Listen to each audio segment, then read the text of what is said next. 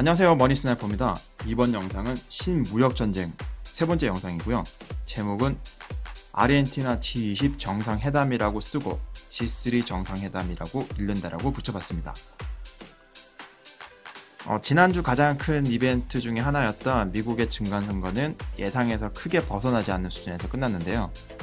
하원은 민주당이, 상원은 공화당이 다수당으로 가져갔죠. 이전에서 말씀드렸던 것처럼 하원에서는 예산안에 대한 결정, 그리고 대통령 탄핵 소추권이 주요 권한이고요. 그 대통령 탄핵에 대한 결정은 상원에서 심판을 하기 때문에 사실상 트럼프 공화당이 이겼다고 볼 수 있습니다. 하지만 2019년도 예산 심의를 앞둔 상황이기 때문에 격렬한 대립이 예상되고 있는 상황이죠. 민주당도 지금 현재 공화당 인프라 정책에는 크게 이견이 없는 상황인데, 최근 하원에 대한 이 다수당이 차지하면서 뉴스에 나오는 건 내용이 뭐냐면은, 이 민주당이 앞으로 지금 트럼프 감세 정책, 이 감세 정책으로 인해서 인프라 예산을 어떻게 확보할 거냐는 것을 집중적으로 공격을 할 것이라는 이런 뉴스가 나왔습니다. 이런 부분을 살펴볼 때 2019년도 예산안 편성에 있어서는 격렬한 대립이 예상이 되고요. 그러면은 2019년도 미국 경제는 이 미국이 편성하는 예산안을 중심으로 이루어질 텐데, 어떤 산업 중심으로 예산이 편성되는지를 살펴보는 것이 포인트라고 볼 수 있습니다. 그러면은 그 중심에는 있는 산업은 인프라 산업이고, 또 하나가 군수 산업이죠. 그리고 여기서 하나 빠져 있는 게 뭐냐면은 헬스케어가 중심이 된다고 볼 수 있습니다. FOMC 의사록도 예상 수준에서 무난하게 발표됐는데요. 하지만 최근 미국의 주가지수가 보시는 것처럼 많은 부분 상승 부분을 반납을 하고 다시 이렇게 올라오고 있는 상황이었는데요. FOMC 의사록에서는 너무나도 예상과 부합하는 수준에서 이게 금리 발표가 나왔기 때문에 시장에서는 조금 안 좋게 받아들인 것 같습니다. 무슨 얘기냐면은, 이렇게 그 지수가 좀 많이 빠졌던 상황이기 때문에 내심 조금 이 스탠스를 강도를 좀 줄이지 않을까라는 그런 기대 심리가 있었던 것 같고요. 그렇지만 FOMC 내용은 12월 달에 예상대로 금리 인상을 하고 내년에는 3번에서 4번 이런 스탠스를 계속해서 가져가겠다라고 하는 게 이번 FOMC에서 발표했던 내용입니다. 그렇지만 이 위험지수라고 할 수 있는, 보시면은 빅스 지수 같은 경우는 그렇게 동요되지 않고 오히려 지금 중간선거 끝나고 FOMC가 끝난 상황에서는 상당 부분 안전하게 움직이고 있는 모습을 확인할 수 있습니다. 개인적으로는 가장 관심이 많았던 게 환율인데요. 지금 환율 같은 경우는 조금 실망스러운, 그러니까 좀 우려스러운 움직임으로 가고 있습니다. 무슨 얘기냐면은, 기존에 제가 계속 말씀드렸던 것처럼 지금 달러 같은 경우는 유독 중국 위안화에 대해서만 강세를 보이고 있는 상황이었는데, 지금 유로화가 상대적으로 약세 전환을 하면서 지금 안정을 찾고 있던 위안화에 지금 찬물을 끼워 얻는 그런 모양새가 됐어요. 보시면은 여기서 이때가 트럼프가 트위터 발표하고 중간선거가 끝났을 때, 중간선거가 끝나고 나서 환율이 이렇게 내려왔었는데요. 지금 FOMC 발표가 있고 지금 유로화, 지금 버냉키가 지금 ECB에 대한 발표를 하면서 지금 상황에 대해서 발표를 하면서 이렇게 올라갔죠. 그리스 리스크가 지금 부각이 됐어요. 이탈리아 리스크가. 뒤에서 이거는 조금 더 자세히 설명을 드리도록 하겠습니다. 지금 제가 아까 말씀드렸던 내용이 뭐냐면은, 보시는 것처럼 신흥국 화폐를 연속해서 제가 보여드릴게요. 지금 브라질 헤아라 기준, 헤아라 같은 경우는 위안화와 다르게 박스권에서 움직이고 있죠. 그리고 지금 인도 루피 같은 경우도 지금 안정권으로 내려오고 있는 상황이고요. 그리고 올해 말이 많았던 터키 리라 같은 경우도 지금 상당 부분 안정권으로 모양을 찾아가고 있는 상황입니다. 하지만 위안화는 다르죠. 지금 위안화 같은 경우는 지금 다른 신흥국 화폐랑은 달러에 대해서 아주 약세로 지금 계속해서 가고 있는 상황이거든요. 그렇기 때문에 지금 환율의 움직임은 US 달러가 지금 집중적으로 중국 위안화만 겨냥을 하고 있다라고 보시면 되세요. 근데 이게 이제 트럼프가 트위터 발표를 하면서 그리고 중간선거가 끝나면서 이런 환율이 다른 신흥국 화폐와 똑같이 흐름을 같이 가는 듯 했는데 FOMC 발표가 있으면서 이게 이전과 똑같은 큰 모양에서는 똑같은 방향으로 다시 자리를 찾는 분위기죠. 그리고 또 하나가 지난 금요일 9일날 11월 9일자 기준으로 금 선물 가격이 크게 내려오면서 단기적으로 다시 달러가 중국 위안화에 대해서 강세를 띌 가능성이 있는 그런 모양으로 전환이 됐다고 보실 수가 있습니다. 개인적으로는 조금 우려가 되는 상황은 뭐냐면은, 신경 써야 되는 부분이 뭐냐면은, 백악관의 피터 나바로가 대외적으로 커멘트를 내보낸 건데요. 이제 피터 나바로 같은 경우는 보시는 것처럼 웅크린 호랑이라는 이 미국 무역 분쟁 저자이기도 하면서 미중 무역 분쟁에 있어가지고 공식적으로 장본인이라고 볼 수 있는 그런 사람이죠. 그런데 저는 이제 이 피터 나바로가 얘기했던 건 뭐냐면은, 약간 월가에 대해서 좀 경고했던 메시지로 기사가 나왔거든요. 근데 내용은 해석했을 때 두 가지로 저는 해석을 하고 있는데요. 첫 번째 하나는 뭐냐면은, 지금 단순히 경제가 살고 죽고 하는 게 문제가 아니다.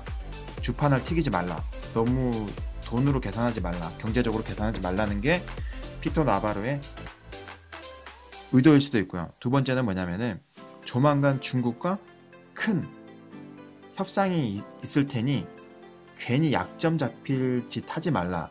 우리 미국 경제가 어떻다 저떻다, 중국과 함께 죽는다, 뭐 이런 얘기 하지 말라 라는 경고의 의미로 받아들일 수 있을 것 같아요. 조금 더 부연 설명을 드리면은, 피터 나바로 같은 경우는 중국을 아예 속된 말로 개박살 내지 않으면은 미국이 망한다라고 볼 정도로 이제 중국을 경계하고 있는 사람이고요. 이 사람 같은 경우는 중국이 아닌 다른 국가가 G2의 위상으로 올라온다고 하면은 똑같이 밟아야 된다, 뭉개야 된다, 파괴해야 된다라고 주장한 사람입니다. 그런데 이제 최근 언론에서 발표되고 있는 흐름을 보게 되면은, 첫 번째로는 트럼프가 트위터로 먼저 발표를 했죠. 시진핑과 전화통화가 매우 좋았고 우리는 아르헨티나 G20 정상회담에서 만날 것이다 라고 했던 게 트럼프가 첫 번째로 트위터로 공개를 했던 내용이고요. 두 번째는 뭐냐면은, 미국과 중국 간의 국방장관 회담이 있었습니다. 군사적인 이야기가 오갔다는 얘기죠. 실무진에서. 그리고 트럼프는 언론에서 공개적으로 발표를 한 내용이 뭐냐면은, 중국에서 중국 제조 2025를 철회하겠다는 결정을 했다라고 발표를 했습니다. 물론 이 부분에 대해서는 진위 여부는 아직 밝혀진 바는 아니지만, 일련의 흐름은 이런 식으로 지금 뉴스는 나오고 있고요. 그리고 네 번째는 뭐냐면은, 시진핑이 중국을 대대적으로 개방을 하겠다고 발표를 하면서 G20 정상회담을 준비하고 있다라고 자국에서도 발표를 했습니다. 이런 일련의 흐름을 볼 때 실질적으로 G20 정상회담이 이루어진다고 하면은 실무진에서 양국이 원하는 딜이 어느 정도 이루어졌다고 봐야 하는 거고요. 반대로 얘기했을 때 G20 정상회담에서 두 정상 간의 만남이 취소되는 경우, 그런 경우는 전쟁의 강도가 지금보다 더 강해지고 그리고 기간은 더 길어진다고 봐야 할 것 같습니다. 지금 미국에서는 절대적으로 지금까지는 미국이 우세하다는 거는 이견이 없는 상황인데요. 그런데 이제 주변국에서는 점점점 이제 미국을 배척하는 그런 움직임이었죠. 하지만 이제 이번 주에는 유럽을 중심으로 살짝 이제 미국을 도와주는 그런 모양이 나왔는데, 뒤에선 요거는 조금 설명을 드리기로 하고요. 러시아든 미국과 이제 G20 정상회담에서 푸틴과 트럼프의 만남 가능성이 높다라고 러시아에서 발표를 했고요. 그리고 이런 전반적인 내용을 보면은 어떤 의미가 있냐면은 아시아 지역에서 남중국해 중심으로 한반도 지역에 대한 의사결정 권자가 미국, 중국, 그리고 러시아라는 것을 의미하고 있죠. 그래서 아시아 지역 긴장에 대한 해소는 그 결정이 G20 정상회담까지 기다려 봐야지 알 수 있다고 볼 수 있겠습니다. 그리고 앞에서 설명드렸던 이제 유럽연합이 어떤 식으로 지금 미국을 도와주는 상황이 됐는지에 대해서 부연 설명을 드리면은, 지금 드라기 ECB 총재가 유럽에 잠재되어 있는 불안 요인의 3가지를 얘기를 하면서 지금 유로화가 전체적으로 약세 전환을 했는데, 첫 번째는 브렉시트, 내년 3월 달에 이제 결정을 앞두고 있는 거죠, 협상을. 그리고 두 번째, 이탈리아, 스페인, 그리스의 재정 악화와 내년도 2019년도 성장 둔화, 기정사실화가 되어 있는 거고요. 그리고 세 번째, 이런 이탈리아, 스페인, 그리스, 그리고 포르투갈, 이런 국가들로 인해서 당초 유럽연합의 성장률이 2%였는데 1.9%로 하향 조정했습니다. 그럼에도 불구하고 유럽연합은 이미 제로금리 상태이기 때문에 추가적으로 내놓을 카드가 없다는 거죠. 그래서 지금 유럽연합의 유로화가 약세 전환이 가게 되는데, 이는 중국 위안화 입장에서는 약세가 되는 거고요. 달러가 강세로 올라가기 때문에 위안화는 입장에서는 악재가 되는 거고, 중국 시장에 절대적으로 영향을 받는 우리나라 같은 한국이나 아시아 주변국들에게는 부정적인 뉴스가 되는 겁니다. 그리고 중간선거가 끝나고 나서 트럼프의 모습은 흡사 이런 모습인데요. 으쌰 2라운드 시작해볼까, 이런 모습인데, 그러면서 이제 뉴스도 내보냈죠. 북한 문제에 대해서는 서두르진 않겠다. 하지만 2019년도 초에 김정은을 만나겠다고 했습니다. 왜 이런 발표를 했냐면은, 이제 중간선거가 끝나고 11월 달도 이제 얼마 안 남았고요. 이제 12월 달이 남아 있는데, 이제 2018년도 기준에서 트럼프가 이보다 더 급하게 급선무적으로 해결해야 될 부분이, 첫 번째, G20 정상회담. 이 정상회담에서 시진핑과 푸틴, 마지막 이 한반도 문제에 있어가지고 밀당이 남아있는 거고요. 두 번째는 2019년도 예산에 대한 의결 문제가 올해 마지막으로 남아있기 때문입니다. 앞에서도 설명드렸던 것처럼 이제 하원에서 민주당이 많이 차지했기 때문에 지금 현재 트럼프가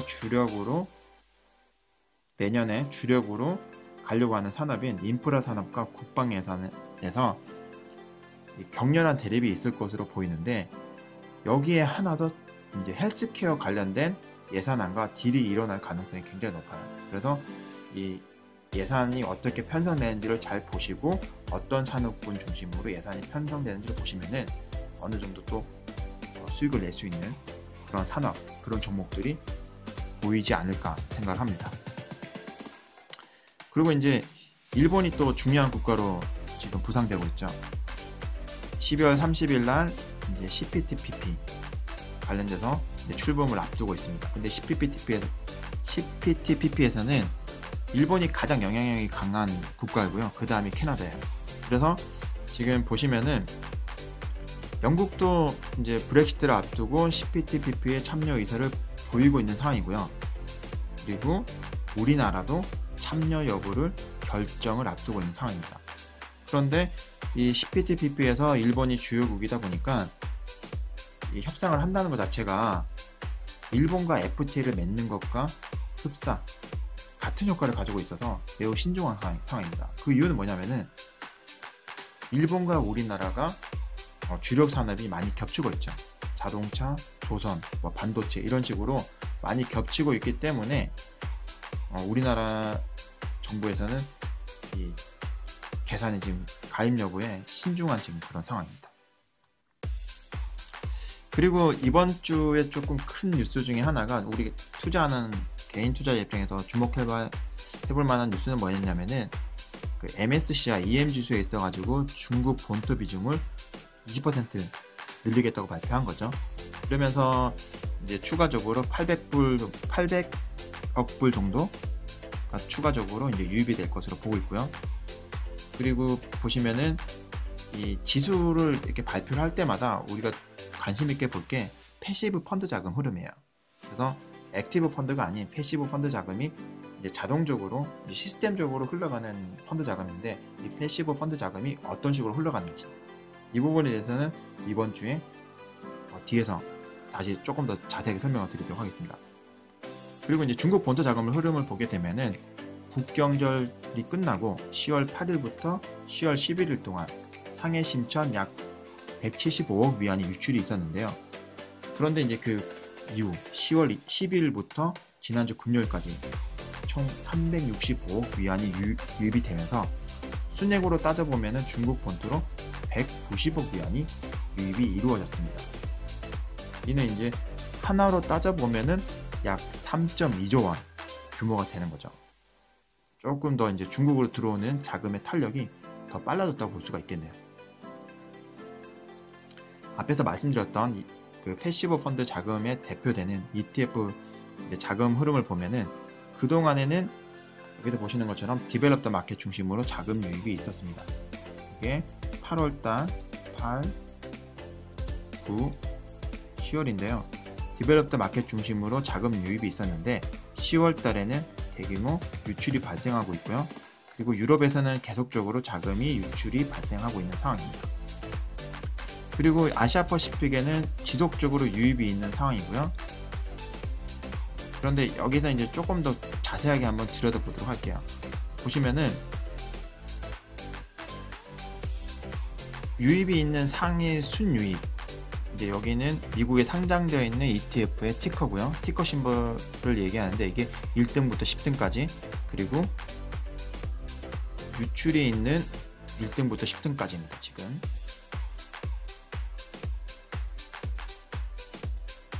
우선 삭제를 하고, 보시면 여기서 이제 주목할 만한 게 IWR, IWB, 그리고 IBB, 그리고 HG, SPY 이렇게 돼 있는데, 이거 하나하나 설명을 좀 드리면은 구체적으로 어떻다 이렇게 보실 필요는 없어요. 그런데 이게 IWR은 뭐냐면은 러셀에서 미드캡 중소형주 중심으로 이루어져 있는 ETF고요. 이 관련되어 있는 구성 종목 자세한 내용에 대한 거는 제가 블로그에 첨부 파일로 다 올려놓도록 하겠습니다. 그리고 IWB 같은 경우는 러셀 1000 ETF 그러니까 이게 위에가 스몰 캡이라면 이게 라지 캡이라고 볼 수가 있죠. 쉽게 얘기하면 S&P 500 정도 그렇게 보실 수가 있습니다. 실제 보시면은 앞에서 보셨던 그 유출 상위 1등부터 10등까지 대부분의 ETF가 S&P 500 중심의 ETF예요. 그리고 순유출 3등에 있었던 ETF는 AGG인데 이거는 채권 ETF입니다. 근데 여기서 두 개 ETF 구성 종목들을 비교를 해보면은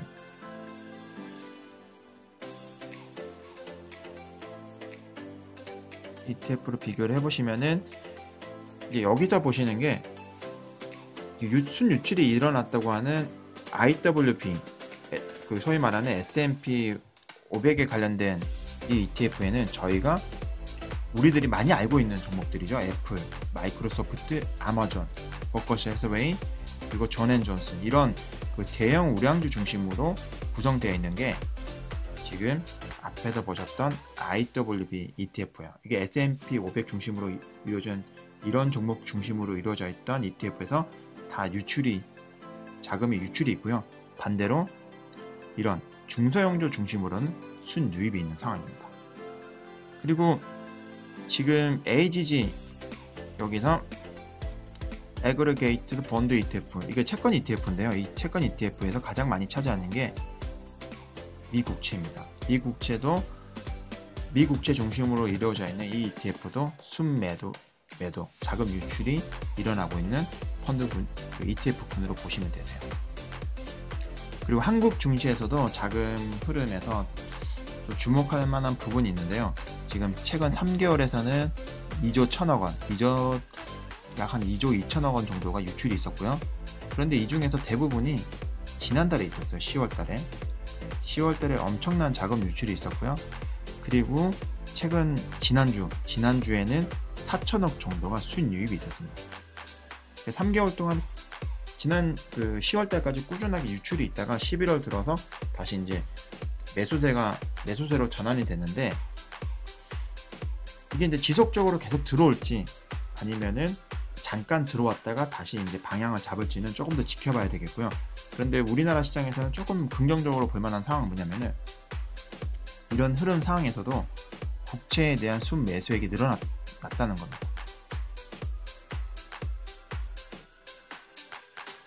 증시 자금이 채권으로 흘러 들어갔다는 건 좋지는 않지만, 그래도 우리나라 안에서 자금들이 이 시장이 한국에서 외부로 아예 나가진 않았기 때문에 그런 부분에서는 조금 이제 긍정적으로 볼 수가 있어요. 그래서 지금 흐름을 보면은 외국인들은 이제 한국 시장에 대해서 중장기적으로 좀 관망을 하고 있다, 이렇게 보셔도 될 것 같네요. 그래서 총 정리를 해보면 이렇습니다. 첫 번째, 중간선거와 FOMC 의사록은 나왔지만 환율에 대한 뚜렷한 방향은 아직은 조금 더 관찰해볼 필요가 있다. 그리고 중간선거 결과는 달러 약세에 무게를 두고 있는 분위기였지만 FOMC 의사록과 유럽 경제 불안으로 상대적인 달러 강세가 일어나고 있는 상황이다. 그래서 달러가 대중국 위안화에 대해서만 지속적으로 강세를 나타내고 있는 모습인데, 이런 부분 중심으로 계속적으로 모니터링할 필요가 있다. 그리고 두 번째는 G20 정상회담에서 트럼프와 시진핑이 실제로 만난다고 하는 그런 약속에 대한 뉴스가 나오면은 이는 시장에 매우 긍정적인 신호로 봐도 되고, 반대의 경우는 매우 부정적인 신호로 받아들이면 될 것 같습니다. 그리고 세 번째로, 글로벌 패시브 펀드 자금은 미국 S&P 중심에서 중소형주로 자금이 이동이 시작됐고요. 신흥국 시장으로는 계속해서 자금 유입이 일어나고 있습니다. 특히 중국 본토의 자금 유입은 그 속도가 최근 들어 11월 들어서 더 빨라진 상황이고요. 그리고 4월 달에서는 주목해서 볼 필요가 있는 내용이, 아시아 시장에서는 CPTPP, 이 가입과 관련된 뉴스, 만약에 한국이 CPTPP에 가입을 한다고 하면은 어떤 산업 중심으로 이 손익이 발생하는지를 좀 따져볼 만한 그런 계산을 하실 필요가 있으세요. 제가 한번 이 부분이 발표가 된다고 하면은 이 CPTPP 관련돼서 좀 자세하게 별도의 영상을 한번 제작해 보도록 하겠습니다. 그리고 마지막으로 금에 대한 부분인데요. 지속적으로 슬금슬금 금 가격이 올라왔었는데, 지난주 금요일 날부터 해서 전후로 해서 조금 그동안에 올라갔던 가격을 좀 반납을 했었는데, 온스당 $1200 아래로 다시 내려온다고 하면은 이전 수준으로 다시 금 ETF를 적극적으로 매수하셔도 괜찮을 것 같습니다. 이미 매수하신 분들은 그냥 보셔도 될 것 같고요. 아직까지 금 ETF를 매수하지 않았거나 매수를 고민하시는 분들은 이 온스당 1200불 아래로 내려오면은 굉장히 좋은 기회라는 거 생각하시면은 투자하시는데 좀 도움이 될 것 같네요. 오늘 준비한 영상은 여기까지입니다. 준비한 영상이 도움이 되셨다면 좋아요, 그리고 새로운 소식을 받고자 하시면은 구독을 부탁드리겠습니다. 머니스나이퍼였습니다.